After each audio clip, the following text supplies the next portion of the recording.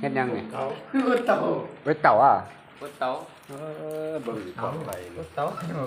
อยากซิมเงี้ย ซึมอะไรข้างอีกแบบด่าค่อยเป็นบ่ด่าค่อยเป็นบ่ด่าเนี่ยบ่ด่านี่โอ้ยหัวหน้านี่อีเทรจะมาเกิดมึงอุระกับมึงกูละงงเลยคักนะ100,000คืนนี่โอ้ซื้อมีมาก็ดีแล้วไปซื้อเหล้าซื้อเบียร์ฮะสแต็กยังไงวะสแต็กนั่นบ่ดีนะโอ้ เบียร์นะมันแสบมันคนเต่า คงกินเนี่ยบ่แซ่บเนาะบ่ติแล้ว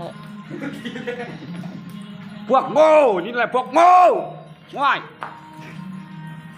เอาได้เลยที่ บ่ได้กินแล้วนะ